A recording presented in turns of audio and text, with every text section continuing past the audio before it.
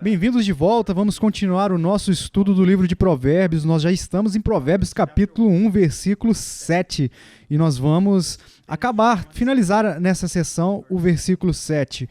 Provavelmente nós vamos fazer mais uma sessão depois, mas agora vamos ao nosso texto, Provérbios capítulo 1, e nós vamos ler de 1 a 7. Você diz, Brother Paul, nós já lemos isso muitas vezes. Bem, você já memorizou? Você está entendendo? Isso está se tornando uma parte de você, porque é isso que é importante. Lembre-se do que eu disse, jovens. A repetição. Se você está estudando a Bíblia, se você está aprendendo a tocar piano, a disparar arco e flecha, a aprendizagem correta é a repetição, ok? Então vamos ler o capítulo 1 e verso 1.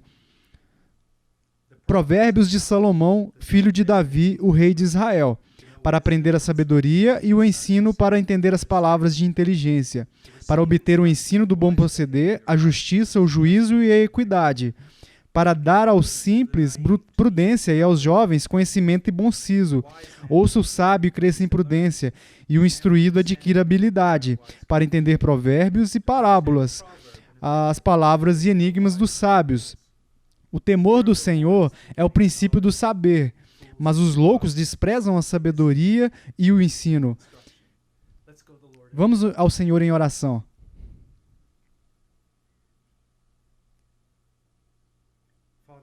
Pai, eu oro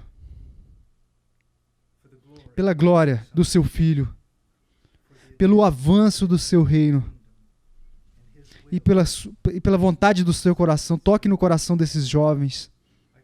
Eu oro, querido Deus, que o Senhor os ajude, os ensine e também que o Senhor traga luz, que o Senhor abra os olhos e dê compreensão a estes jovens. Abra os olhos daqueles que estão ouvindo e que eles se tornem totalmente convencidos da salvação em Jesus Cristo e da sabedoria que o Senhor fornece em sua palavra. Por favor, Senhor. Em nome de Jesus, amém. Agora, observe que nós estamos estudando o livro de Provérbios e na minha oração eu falei a respeito da salvação em Jesus Cristo. E você diz para si mesmo, bem, irmão Paul, nós estamos estudando Provérbios, não estamos estudando o Evangelho. Jovem, me escute, é tudo a respeito do Evangelho. É tudo a respeito do Evangelho, porque sem o Evangelho, o resto da Bíblia, a lei, até o livro de Provérbios, simplesmente vai nos condenar. A lei nos diz que não somos justos. Os provérbios nos dizem que nós não fomos sábios e nós precisamos do único que é justo e sábio e que viveu a vida que eu e você não poderíamos viver e que morreu a morte por todas as nossas faltas, as multas que nós merecíamos pela quebra das leis e as tolices que cometemos. É tudo sobre Jesus Cristo e por isso, se eu estou aqui para falar com você sobre sabedoria, eu quero que você conheça a personificação da sabedoria. Não, deixe-me dizer que diferentemente a sabedoria é apenas uma sombra comparada a Ele. Cristo é tudo o que Ele é, tudo. E Ele é o que você precisa. Então não pense que eu estou te dando apenas um monte de princípios, porque esses princípios sem Jesus Cristo, bem, eles não são bons. Mas eles são bons, mas não podem resolver. É apenas fé naquele que morreu e ressuscitou em seu nome. Agora, vamos olhar de novo aqui. O temor do Senhor é o princípio do saber, mas os loucos desprezam a sabedoria e o ensino. Temor do Senhor, claro, é este profundo, sincero, duradouro, respeito, reverência a Deus que sai do nosso estudo das Escrituras e da nossa vida de oração. E o estudo das Escrituras, lembre-se, não apenas ter um monte de princípios para viver, mas principalmente conhecer a Deus e especialmente conhecê-lo através do seu Filho e o trabalho de redenção do seu Filho na cruz. Agora, então este é o começo da sabedoria, é a base, é o primeiro passo e é a lente através da qual nós devemos interpretar todo o restante. É a bússola moral da nossa vida. Por que você não faz isso? Bem, porque é contra a palavra de Deus. Bem, o que você se importa? Eu temo ao Senhor. Você tem medo dele? Bem, em certo sentido, mas um bom senso. Mas seria melhor colocar dessa maneira. Eu tenho uma profunda reverência pelo Senhor, por quem ele e o que ele fez por mim em seu filho. Ok, agora ele continua e ele usa uma palavra muito forte aqui que nós vamos ouvir muito em Provérbios, o tolo. Você entende? Ele já falou sobre o ingênuo, outra maneira de dizer um simplório, uma pessoa simplória que não consegue entender as complexidades da vida ou da existência, mas agora ele usa a palavra forte, de um tolo. Agora eu quero que você veja algo na Bíblia. A palavra tolo não significa necessariamente que uma pessoa tem pouca inteligência. Você pode ser extremamente inteligente, ter um extremo QI alto, mas ser um tolo. Eu imagino que o próprio Satanás é extremamente inteligente. Mas ele é um tolo. E há muitos homens que têm um gigantesco QI, mas eles vivem de maneira tola.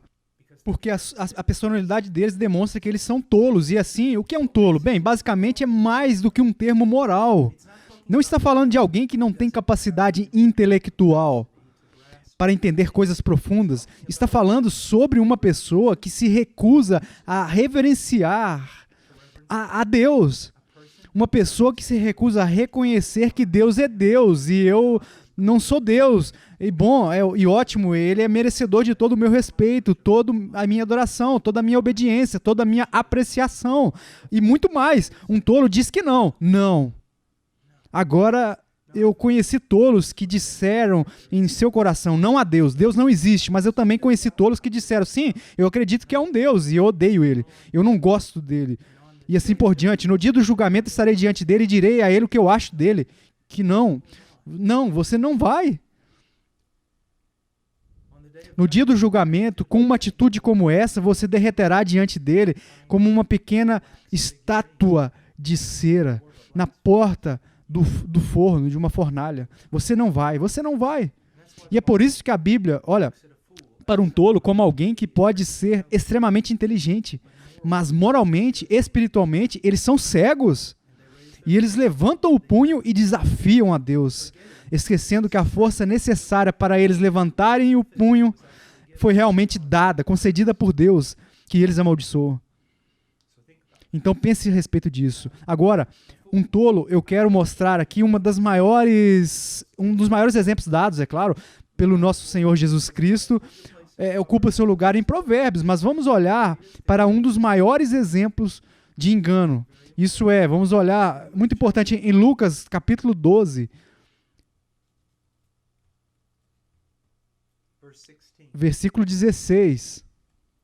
E lhes proferiu ainda uma parábola, dizendo: o campo de um homem rico produziu com abundância. E arrazoava consigo mesmo, dizendo: que farei, pois? Não tenho onde recolher os meus frutos. E disse: farei isto, destruirei os meus celeiros, reconstruí-los-ei maiores, e aí recolherei todo o meu produto e todos os meus bens. Então direi à minha alma: tens em depósito muitos bens para muitos anos, descansa, come, bebe e regala-te. Mas Deus lhe disse: louco, esta noite te pedirão a tua alma. E o que tens preparado? Para quem vai ser? Para quem será? Agora, eu quero que você note algo. Obviamente, este homem rico era extremamente inteligente, extremamente próspero, provavelmente extremamente diligente, trabalhava duro. Havia tantas virtudes que nós podemos dizer virtudes sobre este homem, mas há uma coisa que ele não tinha, o temor do Senhor. Ele tinha chegado ao ponto, em sua força, em sua inteligência, que ele pensava que é uma palavra que nós usamos, autônomo, que ele era o autor de sua própria existência, que ele poderia determinar o seu próprio destino. E outra coisa que o fez um tolo era que ele não vivia para Deus ou vivia para a eternidade. Ele vivia para esta vida, agora, aqui. Você sabe que eu conheço muitas pessoas que se chamariam de cristãs e podem ser cristãos. E ainda assim, quando você olha para a vida deles, muito disso é consumido com este mundo. É consumido com este mundo. E eles não estão pensando em ser rico para Deus. sobre servir a Deus, e servir a Deus por intermédio do serviço, servindo o seu povo, e servir aqueles que ainda não se tornaram o seu povo. Agora, jovem, me escute, você pode ser realmente bastante moral, e ainda assim ser um homem tolo. Você pode ter muitas qualidades a respeito de si mesmo que as pessoas, com razão, vão admirar, mas você ainda é um tolo, por causa da direção da sua vida. Tudo o que você está fazendo é para esta vida agora, aqui e agora. E isso é total e completamente ao contrário do que Jesus nos ensinou. Agora, todos precisamos viver aqui. Todos nós precisamos de casa, roupa e talvez um carro. Nós precisamos de comida. O cristão quer viver com dignidade, um senso de nobreza, mas tudo isso é muito temporário, passageiro, e precisamos ser ricos para com Deus, não ricos para com este mundo. Você entende? Pense a respeito disso. Você provavelmente vai viver, eu acho que a idade média de vida em alguns lugares, meados assim, dos anos 70 anos, você acha, uau, eu tenho apenas 22, isso é como 1 milhão de anos a partir de agora. É um longo caminho, mas há algo na vida, jovem, que você precisa entender, que passa muito rápido. Você pisca e você vai, um dia você olha no espelho e você vai ver que é um velho homem olhando para si mesmo, passa tão rápido. Força, saúde, beleza, também, assim, são riquezas extremamente frágeis, muito frágeis. Você sabe que a Bíblia diz que você pega asas e você voa para longe. Há apenas um que você conhece, o reino eterno. E esse é um que você precisa viver. Agora, eu quero que você saiba que eu moro aqui no planeta Terra. E eu gosto das minhas amizades, dos meus relacionamentos, eu gosto da natureza. Tem um rio aqui fora, aqui, você não pode ver ele aqui agora, mas é um rio de caiaque que às vezes no verão eu gosto de passar, eu passo pelo lado de fora do escritório, eu aceno para os caras que estão trabalhando, então eu gosto de muitas coisas desse tipo sobre a vida, e não há nada de errado com isso, mas tenha muito cuidado sobre como você viva com temor ao Senhor, a Deus. Agora, isso não significa necessariamente que você vai se tornar um descascador. Você sabe que Deus tem estações diferentes para as pessoas. Eu conheci pessoas que deram tudo e se tornaram missionários dentro de selvas perigosas, escuras, primitivas. E eu também conheci homens que foram bem-sucedidos, foram ricos e ainda assim eles tinham temor, o mesmo temor ao Senhor no coração. Tenha cuidado ao julgar as aparências, mas saiba que tenha certeza que Deus colocou no seu coração o temor a Deus. Não seja um tolo que vive apenas para esta vida agora. Viva para quem está por vir. Mas mais importante, não estamos vivendo para um lugar e não estamos vivendo por um tempo. Estamos vivendo para uma pessoa. E essa pessoa eu acho que você já sabe quem é. E eu vou dizer que é Jesus Cristo.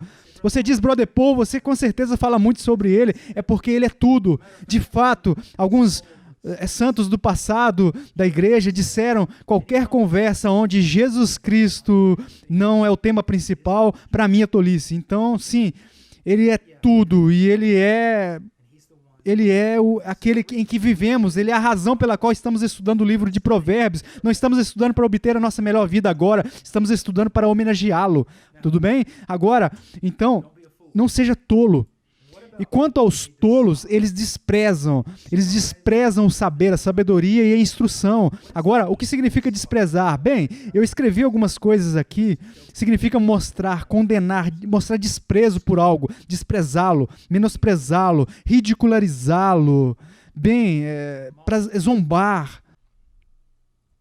Você sabe, talvez um dia você foi para a escola e você tinha um par de sapatos novinhos em folha, estava muito orgulhoso deles e você esperava que todo mundo estivesse orgulhoso deles também, e quando você apareceu, pessoas zombaram de você, eles zombaram de você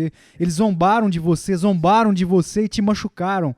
Bem, isso é isso que significa que alguém possa machucar a Deus, mas eles olham para a sabedoria e dizem, isso é estúpido. Você é apenas um idiota por fazer isso. Deixe-me dar um exemplo. Digamos que você tem 12 anos e está andando lá fora, no bairro, jogando algo assim, e há um grupo de crianças lá e um deles diz, ei, Ou vamos ali destruir, rasgar a borda da cerca daquele velho ali, ó. E você diz, não, eu não vou fazer isso. E eles dizem, por quê? Você é franguinho? Não, eu não vou fazer isso porque eu quero honrar a Deus, eu quero honrar a minha mãe e o meu pai, e eu quero honrar aquele senhor idoso.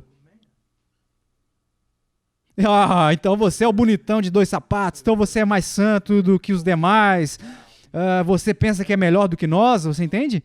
O que está acontecendo é exatamente isso que está acontecendo. E se você já fez isso com alguém, isso é exatamente o que você está fazendo. Você está ridicularizando, você está desprezando, tirando sarro da sabedoria de Deus.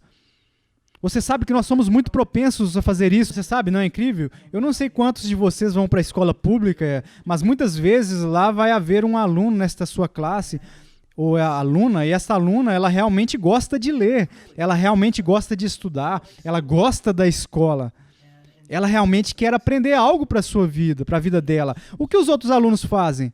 Quando ela tenta responder perguntas, quando ela tenta ouvir o professor, eles a honram e respeitam ela em geral?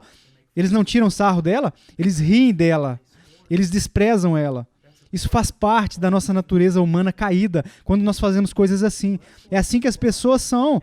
Quando eles agem assim para você, muitas pessoas, quando virem você tomar uma posição certa, eles vão agir assim. Agora, por que eles fazem isso? Porque realmente, deixe-me colocar dessa forma, é como você está incomodando eles. Eles sabem que você está certo, lá no fundo, e sabendo que você está certo, eles sabem que estão errados. E há algo que nós chamamos de consciência, que vai testemunhar quando estamos fazendo o que é certo e vai testemunhar quando estamos fazendo o errado. Eles sabem que estão fazendo errado e que você está certo. Eles se sentem horrorizados com isso e te odeiam por isso, ou não gostam de você tremendamente, de fato. E veja que é assim que as pessoas são com a sabedoria de Deus. Elas não querem isso, elas não querem. Elas desprezam. Agora diz que eles desprezam a sabedoria de Deus. Qual é a sua sabedoria de Deus? A sabedoria de Deus é tudo o que está de acordo com o seu caráter e a sua vontade, que é expressa nas Escrituras. Nas Escrituras, que Ele nos deu. É uma manifestação da sua sabedoria, da sua vontade, de quem Ele é. E nós estamos andando com sabedoria quando nós procuramos nos conformar com ele. Agora, há um grande pregador, seu nome é Sinclair Ferguson. Se você já teve a chance de ouvi-lo, você deve... eu acho que era ele fez uma declaração, eu li alguns meses atrás, e ele disse basicamente isso aqui, ó. Por que o homem odeia a vontade de Deus? E a resposta é, porque não é a sua vontade. Homens querem ser homens, querem governar sua própria vida. E onde Deus ama o que Ele ama, o que é certo, o que é bom, os homens muitas vezes não amam o que é moralmente, eles amam o que é moralmente corrupto. Lembre-se do que Jesus disse, que os homens não virão para a luz, porque as suas ações são más e eles não querem a luz para que a luz expõe as suas ações. Então, aqui nós temos um tolo que despreza a sabedoria. Um tolo também despreza a instrução. Se você se lembra, instrução aqui se refere à instrução moral, a respeito de como nós devemos viver, também pode ser traduzido como disciplina, não necessariamente a disciplina de você ter problemas com seus pais, mas a disciplina da vida, para não nos deixar levar pelas opiniões dos outros, para não se deixar levar pelos próprios desejos errados, ou as próprias confusões sentimentais, mas a disciplina de ouvir a Deus e em sua palavra e treinar a sua vida de acordo com o que Deus diz. É que os tolos odeiam. Eles realmente odeiam isso. Por quê? Porque vai contra os seus egoísmos. Realmente é isso. Eu acho que mencionei essa palavra, mas eu quero mencionar novamente. É autonomia. Você quer seguir homens. Nós temos esse desejo, antes de nós nos convertermos, e até após a conversão, a nossa carne quer se autogovernar. Você entende? Quando nós lemos o livro de Juízes, o que diz? Todo mundo fez o que era certo aos seus próprios olhos. E eles não fizeram o que era certo de acordo com a palavra de Deus. Por isso precisamos ter muito, muito cuidado. E muitas vezes odiaremos a instrução porque ela vai contra o nosso desejo de nos governar, mas também vai contra as nossas luxúrias. O que são luxúrias? São esses desejos, e não há nada errado com desejos, mas desejos contrários à vontade de Deus. De modo que o começo de todo conhecimento é o temor do Senhor. Isso é simples, isso é simples o suficiente. Não quero dizer, uau, isso não é ciência. Você pode entender que o problema é os homens. A parte da obra de Deus, a parte do Evangelho, a parte do que chamamos de obra regeneradora dos homens através do Espírito Santo. Eles são tolos e os homens desprezam. Eles desprezam a sabedoria. Que o temor do Senhor é a sabedoria que eles desprezam, e eles desprezam a instrução. Agora não queremos ser assim. Você diz, bem, irmão Paul, eu sou um pouco assim. Bem, antes de mais nada, eu quero que você saiba que, mesmo para aqueles que são mais velhos, cristãos, temos que lutar constantemente contra uma coisa chamada carne. Esse aspecto ainda está em nós e quer se rebelar contra Deus. Mas muitas pessoas vão ouvir isso e eles vão... Cara, eu não tenho tido vitória sobre tudo isso. Eu apenas tenho levado aquilo... A carne tem vencido. Bem, aqui está uma pergunta muito importante. Você realmente conhece o Senhor? Você está confiando no fato de ir à igreja? Você está confiando no fato de você estar tentando ser bom? Ou se entregou a Jesus Cristo? Você acredita nele? Confia nele?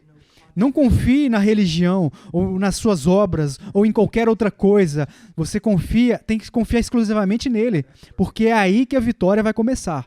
Bem, quando nós voltarmos de volta aqui, o que vamos fazer?